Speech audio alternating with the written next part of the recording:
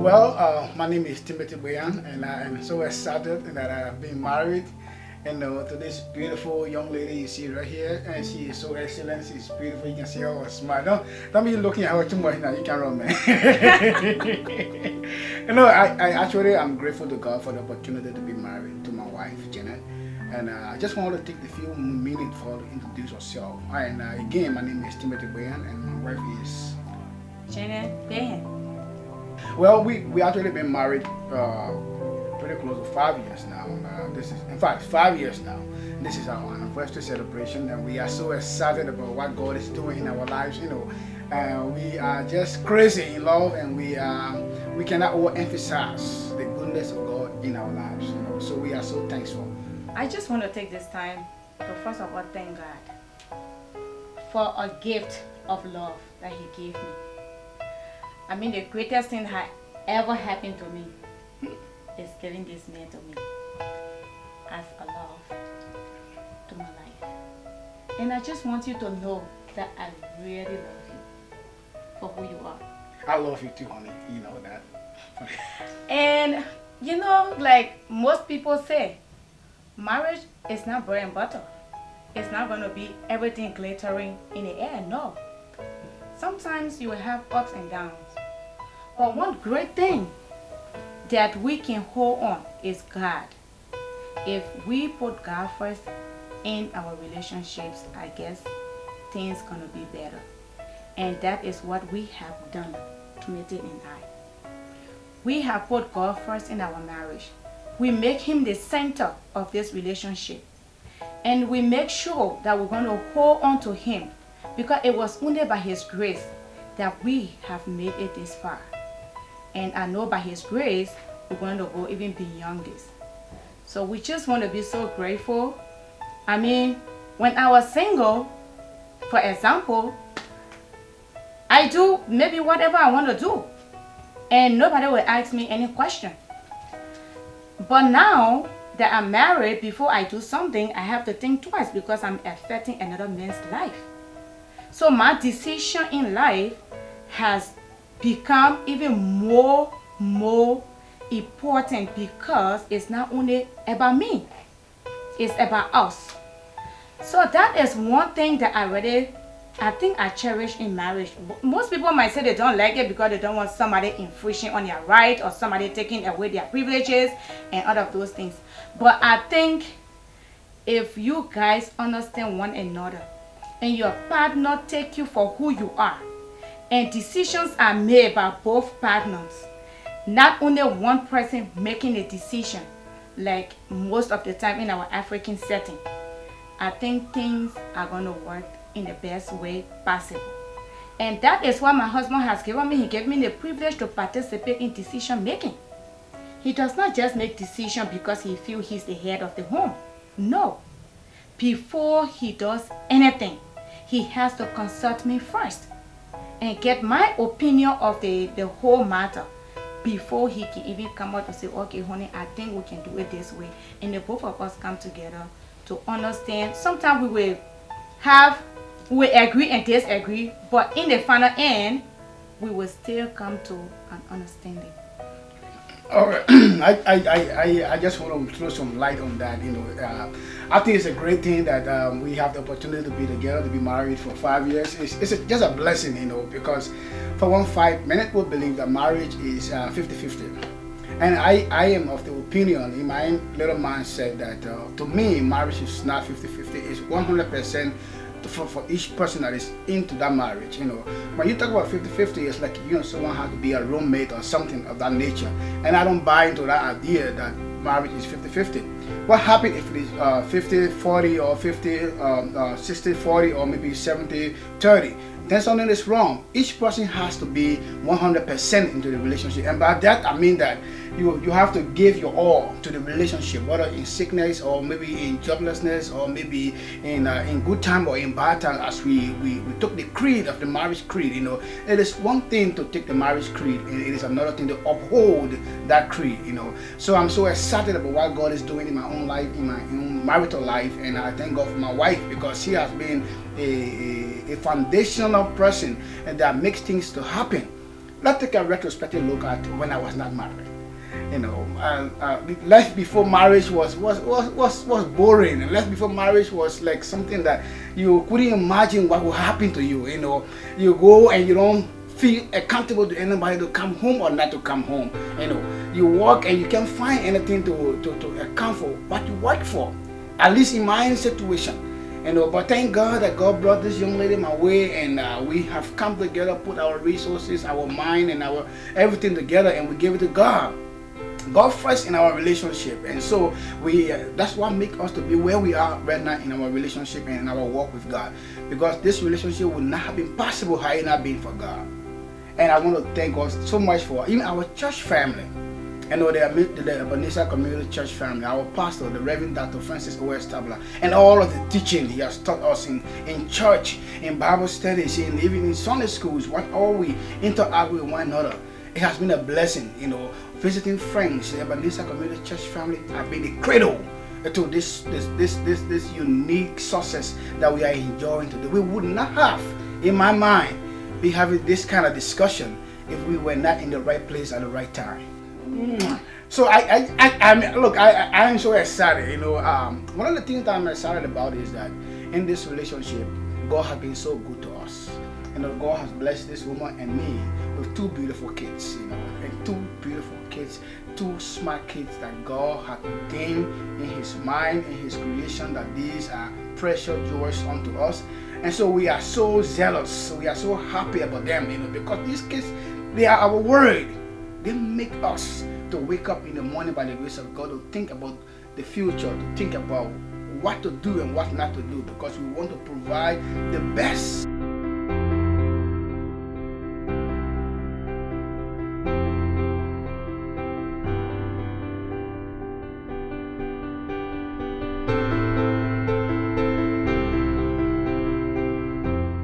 It's such a blessing to be married to this woman here, because sometimes it drives me crazy, but yeah, that's part of the show, you know. It makes it work. It makes it work, you know, because I wanted somebody who will critique me, you know, in a way that will set me if I'm going wrong, to put me on the right path, you know. And she does just that. You know, in life, if you don't have someone in your life that will tell you this is wrong when it is actually wrong, then, like most of the time I tell my friends, if you cannot tell me my wrongdoing, then you are not my friend. So if I say I love him and I'm married to him and I cherish him for who he is, and then he's going wrong and I don't critique him, then I don't love him. That is not what I call love. So most of the time, like, I know it gets him crazy, but well, I think that's how life's supposed to be. Every day is not sweet. It's not sugar, it's not bread and butter. Someday it have to be really bitter leaf. And that pill, you have to swallow it. That's why we go for better, for worse. So he swallowed a better and worse pill. I swallowed my better and worse pills. And the both of us come together to become a better human being. Because he has to tell me what is wrong. And I have to tell him what is wrong. We don't have to go out there looking for advice from other people. Because sometimes you carry your problem out there instead of them advising you with something positive, they end up giving you advice that is not going to be fruitful for you, neither your marriage. So why go out there? So I would rather critique him and he gets mad with me and we come back together and settle it than for me to allow him go out there and seek advice from another person that I don't even know who he's seeking the advice from. So, and I think that makes the love even stronger, because this marriage life is good, you know, and I want to encourage all my friends, you know, and who are looking to look sincerely. You know, before I got married to this beautiful woman here, I have my own criteria, you know, things that I want from the woman that will be my wife, the woman that will be the mother of my children. I mean, you have to have that mindset.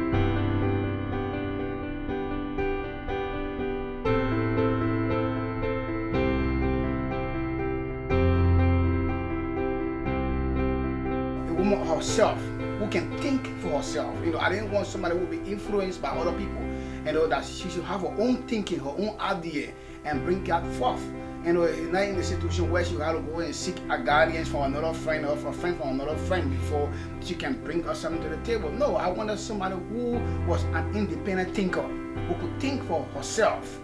And if that was true, then the next point would be that I wanted somebody who I didn't want to. I've been selfish in this other situation, some more or less, but I didn't want anybody who have other kids, you know, and I didn't want to deal with that baby mama drama, especially in our African or Liberian community. I see what go on in other people's life, and I've been praying to God that I do not want to deal with baby mama and baby daddy situation, you know. So I bless God. So that's one of the things I'm so grateful and excited about this young lady, you know. She had her head together and everything is good, and I cannot overemphasize how blessed I am to be in her company, you know, especially in this our time, you know, where we find young people don't think, young people just follow the crowd. And then the last point that I would like to make in that direction would be that I wanted to make sure that I am married to someone who, if I am not available, can that person take care of the family? You know, that was very key to making that decision, because if life is too unpredictable these days, anything will happen. You know, what if I am not available? Or what if I went to Africa or went any part of the world today? Or what, anything will happen. Can this wife of mine take care of my family? And the answer is yes. After 5 years, I know and I'm 100% sure that this young lady can take care of my family. In my absence, my boys will be happy, my boys will be healthy, my boys will be well taken care of. In my mind, I believe that God just answered my little prayer, and I bless God for God answering that prayer. You know, I'm so excited about this woman here. Before I got married, I have my own little thing to say to God. And sometimes, as we all can bear witness to it, women, we live in our little fairy tale world. Like, we want a man this tall, we want this man this cute, we want this man this height or riches and stuff. But for me, for some reason, I was just very simple in my request to God. And that was, Lord, please bless me with a God-fearing man, and let it be of your will and not of my will. Whether crippled, whether blind, rich or poor, it should be your will. And as God could have it, He granted me my will, because I knew, like in Solomon, when Solomon asked God for only wisdom, God gave him everything that he required for living. So if He gave me a God-fearing man, I know that what I want in a man, I'm going to get it. And that's what He gave me. He gave me a man that feared Him, a man that loved Him. And as the Bible says, love your wife as Christ loved the church. That is what He has done. I know within myself that my husband loves me. And I love him And too. I love you, man. That's true. That's a fact. And because God answered my prayers, I didn't ask God for so many things of a man. I asked Him for a simple thing, and He answered that simple thing. But then the simple thing became the greatest thing in my life. And I will tell anybody, the greatest thing that has ever happened to me was God giving me this man. Well, I am so grateful. thrilled too by that, because I think the best thing that happened to me in my life is for God blessing me with this woman too. You know, like I said, let me just conclude here. You know, I don't want to take up much of your time. This world we live in is too short. You know, honorable ladies and gentlemen out there, and you viewing this tip, this is also to encourage you and to encourage ourselves. When I met this young lady, we met in school, and we both were nursing assistants, struggling through schools and battling between work and school, and we went through all of those things, and by the grace of God today, you know, we are where we are right now, and by the grace of God, the sky is the limit. If you did look at our video for the wedding, if you were there, you will understand one of the messages that were there was that the sky is the limit. But I believe that with all the new teaching, the new understanding, the new dynamics of the world we find ourselves in today, the sky is not even the limit. You know, and based on our own foundation in Christ and what God has done for us, we want to maximize our potential to the greatest. level that we can do. So as a matter of fact, in that direction, we are planning to go for our doctorate of nursing studies starting next year. So we'll be going for our DNP, the doctorate of nursing studies. So we are just on the verge of going to do that. So I just want to say thank you guys for viewing our video, and we want to encourage all of us young folks who want to get involved. I watched a guy called Dr. Otabil, and he never ends his broadcast by saying, "Shalom, peace, and life to you."